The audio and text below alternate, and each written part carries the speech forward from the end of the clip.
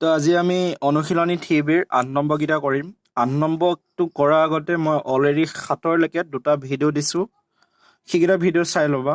সেইকেইটা ভিডিঅ' চালেহে এই 8 নম্বৰ অংকটো বুজি পাবা। আৰু লগতে এই 8 নম্বৰটোৱে হওক বা আগৰ কেইটাই হওক, ইয়াৰ 2-3টা ভিডিঅ' অলৰেডি মই বৰ্ডত পঢ়োৱা আপলোড হৈ আছে। সেইকেইটাও চাই ল'ব পাৰা। তোমালোকৰ যিটো ভাল লাগে, বৰ্ডত পঢ়োৱাটো ভাল লাগে বা বহীত পঢ়োৱাটো ভাল লাগে, হৈছে? তো আমি 8 নম্বৰটো ষ্টাৰ্ট কৰিম। 8 নম্বৰটো আমাৰ প্ৰশ্নটো কৈছিলে, এটা সুষম বহুভুজৰ প্ৰতিটো বহীকোণৰ মাপ 40 ডিগ্ৰী, ইয়াৰ বাহুৰ সংখ্যা কিমান? চোৱা, ইয়াৰ আগৰ অংককেইটাত মানে 7-6 অংককেইটাত আমি এটা ধৰ্মৰ ওপৰত অংকখিনি কৰি আছিলোঁ। যদিহে এটা আমি বহুভুজ আঁকো, ধৰি লোৱা এইটো বহুভুজেই হ'ল সৰভুজ, হৈছে? তো ইয়াৰ এইখিনিতো অন্তকোণ হ'ল, হৈছে? তো এইডাল যদি আমি এনেকৈ বহাই দিওঁ, তো এইখিনি আমাৰ কি হৈ যাব? বহীকোণ।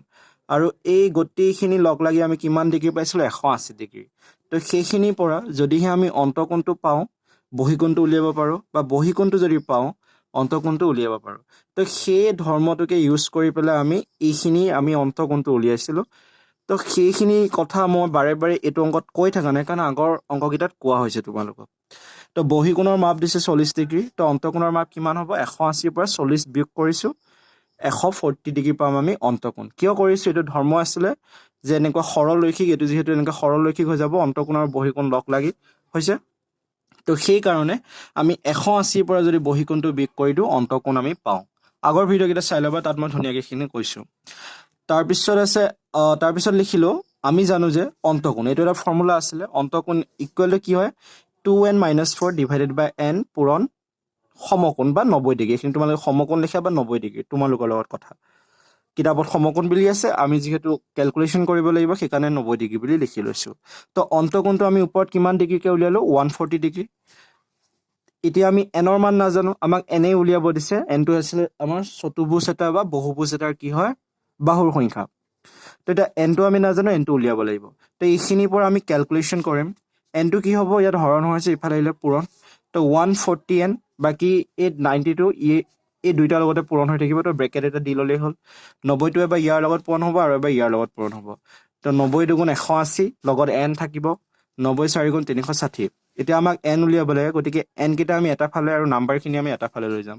তো এই -360টো বাওঁফালে লৈ আহিলে কি হৈ যাব? প্লাছ, আৰু 140 nটো ইয়াত প্লাছ হৈছে, ইফালে গ'লে কি হ'ব? মাইনাছ। তো 180 ডিগ্ৰীৰ পৰা 140 ডিগ্ৰী গ'লে বাকী ৰ'ব 40n, আৰু ইফালে বাকী থাকিব 360। যিহেতু n উলিয়াব লাগে, nৰ লগত 40 পূৰণ হৈছে, ইফালে 40টো যদি আহে বাওঁফালে, 360 degree divided by 40 equal to কি হ'ব? 9।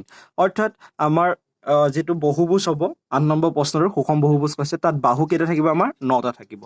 তো এই মেইন কথাটো হ'ল এইটো, অন্তকোণটো বা বহীকোণটো উলিয়াব শিকিব লাগিব।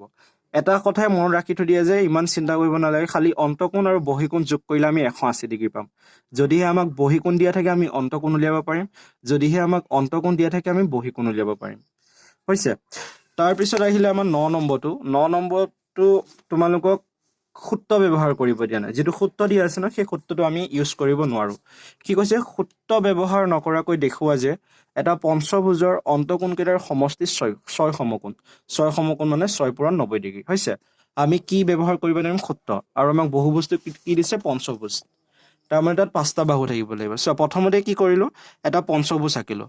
পঞ্চভুজটো আঁকিবৰ কাৰণে এনেকৈ 5টা বাহু, এনেকৈ পঞ্চভুজ এটা আঁকিলোঁ। মই আকৌ আঁকি দিছোঁ যিলে বুজাত সুবিধা হয়, হৈছে? পঞ্চভুজ এটা আঁকিলোঁ। তাৰপিছত আমি কি কৰিছোঁ? এই প্ৰতিটো মূৰৰ পৰা এটা এটা এনেকৈ বাহু ভিতৰৰ ফালে টানি টানি দিছোঁ।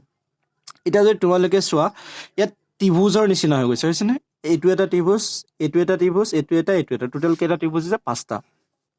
তাৰমানে প্ৰথমে এটা পঞ্চভুজ আঁকিলোঁ, তাৰপিছত আমি 5টা ত্ৰিভুজ বনাইছোঁ। এই ত্ৰিভুজকেইটা এইকাৰণে বনাইছোঁ যাতে আমি সূত্ৰ ব্যৱহাৰ নকৰাকৈ বস্তুটো প্ৰমাণ কৰিব পাৰোঁ। তো চোৱা কি লিখিছোঁ, কাষৰ চিত্ৰৰ পৰা গম পোৱা গ'ল যে পঞ্চভুজ এটা 5টা ত্ৰিভুজৰ সমষ্টি।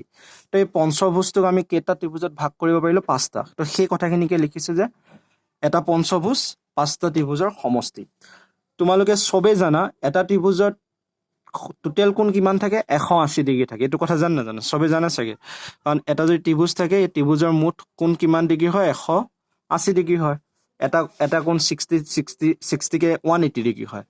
গতিকে মুঠতে যিমানে যি নহওক এটা ত্ৰিভুজৰ গোটেইকেইটা কোণ যোগ কৰিলে আমি কিমান ডিগ্ৰী পাওঁ 180 ডিগ্ৰী পাওঁ হৈছে আৰু 180টো আমি এনেকৈ লিখিব নোৱাৰো জানো 2 * 90 ডিগ্ৰী লিখিব পাৰো ন তাৰ মানে এটা ত্ৰিভুজত কেইটা সমকোণ থাকে দুটা সমকোণ থাকে হৈছে কাৰণ 90টো আমি এনেকৈ লিখিব পাৰো 2 পূৰণ সমকোণ নহয় তাৰ মানে এটা ত্ৰিভুজত দুটা সমকোণ থাকিব পাৰে তো ইয়াত এটোকে লিখিছো এটা ত্ৰিভুজৰ কোণৰ সমষ্টি কি হ'ব 2 পূৰণ 90 ডিগ্ৰী হয় নহয় 2 পূৰণ 90 ডিগ্ৰী মানে 180 ডিগ্ৰী কৈছে অলৰেডি যে ত্ৰিভুজ এটাৰ মুঠ কোণ কিমান হয় 180 ডিগ্ৰী তাৰ মানে কি হ'ব 2 পূৰণ সমকোণ তো এটা ত্ৰিভুজত যদি 2 পূৰণ দুটা সমকোণ থাকে তেতিয়াহ'লে পাঁচটা ত্ৰিভুজত কেইটা সমকোণ হ'ব 5 × 2 = 10 সমকোণ হ'ব হয় নহয় এতিয়া চোৱা তোমালোকক প্ৰশ্নটোত সুধিছিলে কি অন্তকোণকেইটাৰ সমষ্টি হৈছে তো ইয়াত তোমালোকক অন্তকোণ বুলি ক'লে এইটো বুজায় এইটো বুজায় এইটো বুজায় এইটো বুজায় এইটো বুজায় কিন্তু ইয়াত যে আমি 10 সমকোণ কৈছো তো 10 সমকোণ কওঁতে আমি এই কোণকেইটাও আমি ধৰি লৈছো হৈছে 10 সমকোণ কওঁতে আমি এই কোণকেইটাও ধৰি লৈছো কিয়নো 2 সমকোণ মানে কি হয় ত্ৰিভুজৰ গোটেইকেইটা কোণৰ যোগফল ত্ৰিভুজৰ এইটো কোণো পৰিছে এই 2 সমকোণত ত্ৰিভুজৰ এইটো কোণো পৰিছে এই 2 সমকোণত এইটো কোণো পৰিছে এই 2 সমকোণত তো এই প্ৰতিটো ত্ৰিভুজৰ এইখিনি কোণো আমি এই 2 সমকোণটোত এড কৰি দিছো তো তাৰ মানে 10 সমকোণত কি হৈছে এই কোণকেইটাও সোমাই আছে কিন্তু আমাক এই কোণকেইটা নালাগে ন তাৰ মানে এই কোণকেইটা আমি কি কৰিব লাগিব বিয়োগ কৰিব লাগিব আৰু এইটো যদি চোৱা এটা বিন্দু নিচিনা হৈ আছে দেখিছা তো মই প্ৰথম ভিডিঅ'টোতে কৈছিলো চাগে এটা বিন্দুৰ চাৰিফালৰ কোণ সদায় কিমান ডিগ্ৰী হয় 360 ডিগ্ৰী হয় তো সেইখিনি আমি নেক্সট পেজটোত কৰিছো চোৱা পঞ্চভুজৰ ঔ বিন্দুটো মানে সেই মাজৰ যিটো বিন্দু আছিলে এইটো এই বিন্দুটো ঔ বিন্দু বুলি ধৰি লৈছো ন ঔ বিন্দুটোৰ চাৰিফালৰ মুঠ সমষ্টি মানে চাৰিফালৰ কোণৰ মুঠ সমষ্টি কিমান ডিগ্ৰী 360 ডিগ্ৰী হৈছে এটা কথা মনত ৰাখিবা বিন্দু এটা চাৰিফালৰ কোণ সদায় 360 ডিগ্ৰী হয় তেটো হ'ল 360 ডিগ্ৰী 360টো আমি এনেকৈ লিখিব পাৰো 4 পূৰণ 90 ডিগ্ৰী হয় না তাৰ মানে 4 সমকোণ হ'ল তো এটা পঞ্চভুজৰ অন্তকোণবোৰৰ সমষ্টি কি হ'ব তো বিন্দুটোৰ চাৰিফালৰ কিমান পালা 4 সমকোণ ইয়াত চোৱা এই গোটেইটোৰ আমি যোগ কৰোঁতে পাইছিলো 10 সমকোণ আৰু এইখিনি পালো আমি 4 সমকোণ হৈছে তো যদিহে গোটেইবোৰ কোণৰ মান 10 সমকোণ হয় আৰু এইখিনি যদি 4 সমকোণ হয় তেতিয়াহ'লে এইকেইটা উলিয়াবৰ কাৰণে 10 সমকোণৰ পৰা এইখিনি কি কৰিব লাগিব বিয়োগ কৰিব লাগিব হৈছে প্ৰশ্নটো অকমান ভালদৰে পঢ়িবা বহুত ভাবিবা অকমান তেতিয়া বুজি পাবা আৰু যদি বুজি নোপোৱা আকৌ কবা তো 10ৰ পৰা যেতিয়া 4টো বিয়োগ হ'ব তোমালোকৰ উত্তৰ কিমান আহিব 6 সমকোণ হৈছে আৰু ইয়াত যদি তোমালোকৰ প্ৰব্লেম হৈছে বহিত মোৰ চেনেলটোতে আৰু এটা ভিডিঅ' আছে এই অংকটো যিটো বৰ্ডত পঢ়া হৈ আছে তো তাৰ পৰা চাব পাৰা তাৰপিছত আহিলে বি নাম্বাৰটো তোমালোকক কৈছে এটা ষড়ভুজৰ অন্তকোণকেইটাৰ সমষ্টি 8 সমকোণ তো এইটো নিচিনা একেই এইটোত যেনেকৈ আমি পঞ্চভুজৰ কাৰণে কৰিছিলো এইটোত আমি কৰিব লাগিব ষড়ভুজৰ কাৰণে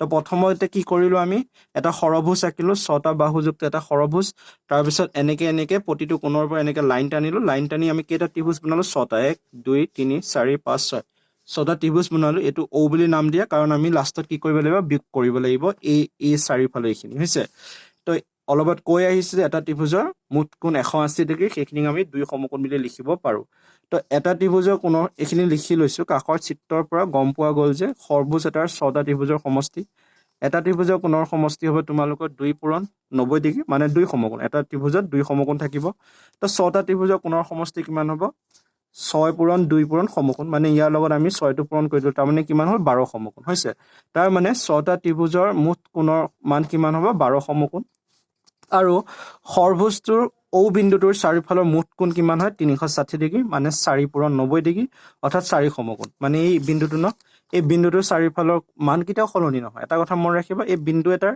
চাৰিফালৰ মান সদায় 360 ডিগ্ৰীয়ে হয় তো এতিয়া এই 12টোৰ পৰা এইটো তোমালোকে বিয়োগ কৰিব লাগিব তো ষড়ভুজটো অন্তকোণৰ সমষ্টি বুলি ষড়ভুজৰ অন্তকোণৰ সমষ্টি বুলি ক'লে তোমালোকে এইখিনি বুজাব হৈছে এইখিনিহে আমাক লাগে এই কোণকেইটা যোগ কৰিলে আমি 8 সমকোণ পাব লাগে বুলি দেখুৱাব লাগে এইখিনি আমাৰ দৰকাৰ নাই সেইকাৰণে আমি বিয়োগ কৰিম তো সেইকাৰণে আমি 12ৰ পৰা 4 বিয়োগ কৰি দিলে 8 সমকোণ আহিছে আৰু তোমালোকক 8 সমকোণ বুলিয়ে দেখাব দিছে তাৰপিছত আহিলে 10 নম্বৰটোত কি কৈছে চোৱা 10 নম্বৰটোত কৈছে দেখুওৱা যে এটা চতুৰ্ভুজ যিকোনো তিনিটা কোণৰ সমষ্টি 4 সমকোণতকৈ কম এটা চতুৰ্ভুজ চতুৰ্ভুজটো এটা বহুভুজে হয় পাৰ্থক্যটো হ'ল চতুৰ্ভুজত কেইটা বাহু থাকিব 4টা চতুৰ্ভুজ বহুভুজ একেই তো প্ৰতিটো চতুৰ্ভুজে বহুভুজ হয় কাৰণ বহুভুজৰ ডেফিনেশ্যনেই হ'ল তাত যদি বাহু দুটা তিনিটাতকৈ বেছি থাকে তো সেইবোৰে হ'ব আমাৰ বাবে বহুভুজ হৈছে একচুৱেলি ত্ৰিভুজটো বহুভুজ মানে বাহু বেছি থাকিলেই বহুভুজ তো এই চতুৰ্ভুজটো তোমালোকে এটা কি হয় বহুভুজ হৈছে আৰু এই চতুৰ্ভুজটো তোমালোকৰ বাহু কেইটা থাকিব 4টা থাকিব এতিয়া তোমালোকক দেখুৱাব দিছে যে এই চতুৰ্ভুজটোৰ যিকোনো তিনিটা কোণ যোগ কৰিলে 4 সমকোণতকৈ কম হয় বুলি দেখুৱাব দিছে ধৰি লোৱা 4 সমকোণ মানে কিমান হ'ব 4 সমকোণ মানে 4 × 90 অৰ্থাৎ 360 ডিগ্ৰী হৈছে তাৰ মানে ইয়াত 4টা কোণ আছে ন এটো এটা হল এই 4টা কোণৰ ভিতৰত যদি আমি যিকোনো তিনিটা যোগ কৰো এই 360তকৈ সৰু হ'ব বুলি দেখুৱাব লাগে হৈছে তাৰ কাৰণে মই কি কৰিছো ইহঁতৰ অন্তকোণখিনি মান উলিয়াইছো তো আমি কি জানো এটা ফৰ্মুলা আছিল ন অন্তকোণ সমান 2n - 4 ডিভাইডেড বাই n পূৰণ সমকোণ হল গতিকে ইয়াত n মানে হৈছে বাহুৰ সংখ্যা বাহু কেইটা আছে 4টা তো গতিকে n ৰ ঠাইত তোমালোকে কি বহাব লাগিব 4 তো 2 পূৰণ 4 এটো n ৰ ঠাইত 4 বহালো তাৰপাছত এইখিনি সমকোণটো থাকিবই 8 ৰ পৰা 4 গলে 4 তলতো 4 আছে 4 4 কাটা গল 1 থাকিব আৰু এইখিনি সমকোণ থাকিলে 1 সমকোণ মানে কিমান হ'ব 90 ডিগ্ৰী তাৰ মানে তোমালোকে চতুৰ্ভুজটোৰ এটা কোণ কিমান ডিগ্ৰী পালা 90 ডিগ্ৰী হৈছে তো এটা কোণ যদি 90 ডিগ্ৰী পালা তিনিটা কোণ যোগ কৰি চাম কিমান আহে হৈছে তো তিনিটা কোণৰ মান কিমান হ'ব 90 ডিগ্ৰী 90 ডিগ্ৰী 90 ডিগ্ৰী এনসাৰ কিমান হ'ব 270 ডিগ্ৰী তো আৰু যে কৈছিল আমাক 4 সমকোণ হয় নহয় প্ৰশ্নটোতে দিছিল 4 সমকোণ তিনিটা কোণ যোগ কৰি পালো আমি 270 আৰু 4 সমকোণ তোমালোকৰ কিমান আহিব 360 তো এতিয়া মোক কোৱা এটো ডাঙৰ নে এটো ডাঙৰ নিশ্চয় এটো সৰু হয় নহয় এটো সৰু এটো ডাঙৰ তাৰ মানে তিনিটা কোণ যোগ কৰি আমি যেটো মান পাম সেইটো 4 সমকোণতকৈ কি হ'ব তোমালোকৰ সৰু হ'ব তো এটাকে প্ৰমাণ কৰা হ'ল বুলি ক'ব পাৰা বা দেখুৱা হ'ল বুলি হৈছে যি লিখা আৰু এটা কথা মনত ৰাখিবা এই অংকটো যে এনেকৈ কৰিব পাৰে সেইটো নহয় কোনোবাই বেলেগ ধৰণেও কৰিব পাৰে হৈছে কাৰণ প্ৰমাণ কৰা হয় না বেলেগ ধৰণেও কোনোবাই প্ৰমাণ কৰিব পাৰে মই এই ধৰণে কৰিছো তোমালোকে যেটো সহজ পোৱা যদি এটো সহজ লাগে এটো কৰিবা আৰু যদি ক'বাত বেলেগকে শিকা সেইটো কৰিব পাৰা মুঠতে এটো কথা ধ্যান ৰাখিবা যাতে এটো ওলাই হৈছে আৰু শুদ্ধ যাতে হয় তাৰ পিছত আহিলে 8 নম্বৰ বিটো এটো তোমালোকৰ এটা ধৰ্ম লাগিব সেইটো তোমালোকৰ 7ত আছিল কিন্তু যোৱাবাৰ কৰোনাৰ কাৰণে সেই পাঠটো কাটি দিছিলে তো তোমালোকে নতুনকৈ শিকিব লাগিব এটো 10 নম্বৰ 2টোত কৈছে যিকোনো তিনিটা বাহুৰ সমষ্টি চতুৰ্থ বাহুটোতকৈ বেছি তো আমাক কৈছে এটা চতুৰ্ভুজৰ যিকোনো তিনিটা বাহুৰ যোগফল 4 নম্বৰ বাহুটোতকৈ ডাঙৰ হয় বুলি আমি দেখাব লাগে মানে ইয়াত এটো হল এটা চতুৰ্ভুজ ইয়াত কেইটা বাহু আছে 4টা চতুৰ্ভুজ মানে যাৰ 4টা বাহু থাকে হল তো ইয়াত আমি দেখুৱাব লাগে ইয়াত তিনিটা বাহু অৰ্থাৎ AB বাহু কিটা হল AB BC DC আৰু DA তো ইয়াত যিকোনো তিনিটা বাহু যদি আমি যোগ কৰো সেই বাহু তিনিটা 4 নম্বৰ বাহুটোতকৈ ডাঙৰ হ'ব বুলি দেখুৱাব লাগে যেনে ধৰি লও আমি এইকেইটা বাহু যোগ কৰিলো AD DC BC তো এই তিনিটা বাহু যোগ কৰিলে এই বাহুটোতকৈ ডাঙৰ হয় বুলি দেখুৱাব লাগে এনেটো ডাঙৰ হ'ব এটা আমি সবে জানো কিন্তু দেখুৱাব দিছে তো প্ৰথমতে কি কৰিছো ABCD এটা চতুৰ্ভুজ অকা হল যত BD এডাল কৰ্ণ তো এটো হল আমাৰ চতুৰ্ভুজটো ABCD আৰু এটা কি আকিছো BD এটা কৰ্ণ আকিছো হৈছে এনেকে এটা বিন্দুৰ পৰা এটা বিন্দুলৈ জইন কৰাটো কৰ্ণ বুলি কয় জানা চাগে তো তাৰ পিছত ইয়াত দুটা ত্ৰিভুজ হৈ গ'ল এটাটো হল তোমালোকৰ BDA আৰু এটা হল BDC হৈছে তাৰ পিছত কি কৰিলো ত্ৰিভুজ ABD পৰা ABD মানে এইটো ত্ৰিভুজৰ পৰা আমি কি পালো ABD ত্ৰিভুজৰ পৰা AB এই ত্ৰিভুজটোৰ পৰা AB + AD greater than BD মানে AB AD BDতকৈ কি হয় ডাঙৰ হয় এটো একচুয়ালি তোমালোকৰ ত্ৰিভুজৰ ধৰ্ম হয় ত্ৰিভুজৰ ধৰ্ম মতে কি কয় যিকোনো এটা ত্ৰিভুজৰ দুটা বাহুৰ যোগফল সদায় 3 নম্বৰ বাহুটোতকৈ ডাঙৰ হয় তো যদি এই ত্ৰিভুজটোলৈ মন কৰা ইয়াত এই দুটা বাহুৰ যোগফল আমি এই বাহুটোতকৈ ডাঙৰ বুলি ধৰি লৈছো হৈছে তোমালোকে বেলেগ বাহু ল'ব পাৰা কিন্তু এটো মন ৰাখিবা যাতে একে লাষ্টত আমাৰ উত্তৰটো ওলায় গতিকে মই ইয়াত এনেকুৱাকৈ ধৰিছো যাতে একে লাষ্টত আমাৰ উত্তৰটো ওলায় হৈছে তো প্ৰথমতে কি কৰিলো এই ত্ৰিভুজটোৰ পৰা AB + AD greater than BD বুলি 1 নম্বৰ দিলো তাৰ পিছত আমাৰ সেকেন্ড যেটো আছে সেকেন্ড ত্ৰিভুজ এটো হ'ব তো BDC এটো D দে O নহয় BDC তো BDC পৰা আমি কি লৈছো BD + DC greater than to কি হয় BC তাৰ মানে এই ত্ৰিভুজটোৰ আমি কি কৰিছো এই দুটা বাহু যোগ কৰি দিছো আৰু এটো বাহুতকৈ ডাঙৰ বুলি দেখাইছো সো BDC পৰা BD + CD greater than BC এটো আমি কৰ পৰা পাইছো ত্ৰিভুজৰ ধৰ্ম ত্ৰিভুজৰ ধৰ্ম মতে যিকোনো এটা ত্ৰিভুজৰ দুটা বাহুৰ যোগফল সদায় 3 নম্বৰ বাহুটোতকৈ ডাঙৰ। আৰু যদি তোমালোকে খুদা যে এইকেইটা বাহুৱে আমি কিয় যোগ কৰিলো, এইটোতো আমি ইয়াত ল'ব পাৰিলো হয় বা এইটোও আমি ইয়াত ল'ব পাৰিলো হয়। তো এইকেইটা এইকাৰণে লোৱা হৈছে যাতে আমাক যিটো উলিয়াব দিছে সেইটো আমি উলিয়াব পাৰো, আৰু এনেকে গ'লেহে আমি উলিয়াব পাৰিম। তোমালোকে লাগিলে কৰি চাব পাৰা, এইকেইটা উল্টা পুল্টা কৰি চাব পাৰা, এনচাৰ চাগে মোৰ মতে নাহিব। তাৰপিছত আৰু আহিলেতো ভালেই। তাৰপিছত কি কৰিলো, 1 আৰু 2টো আমি দুইটা যোগ কৰি দিলো। যোগ কৰোঁতে কি হ'ল চোৱা, এ বি আৰু এ ডি আহিছে, তাৰপৰা বি ডি আৰু চি ডি এই দুটা যোগ হৈ গ'ল, তাৰপৰা বি ডি আৰু বি চিটো কি হৈ গ'ল, যোগ হৈ গ'ল। এতিয়া যদি চোৱা বি ডিটো ইয়াতো আছে ইয়াতো আছে, গতিকে দুইফাল থকাৰ কাৰণে আমি কাটি দিব পাৰো, হৈছে। তো কাটি যেতিয়া দিম অনলি ইয়াত বাকী ৰ'ব A B, A D, C D আৰু ইফালে বাকী ৰ'ব বি চি। এতিয়া চোৱা এই তিনিটা বাহুৰ যোগটো এটা বাহুতকৈ কি হৈ গ'ল, ডাঙৰ হৈ গ'ল, হৈছে। তো একে সহজ আছিলে, খালি এটাই ধৰ্ম আছে যে এটা ত্ৰিভুজৰ দুটা বাহুৰ যোগফল সদায় 3 নম্বৰ বাহুতকৈ ডাঙৰ হয়।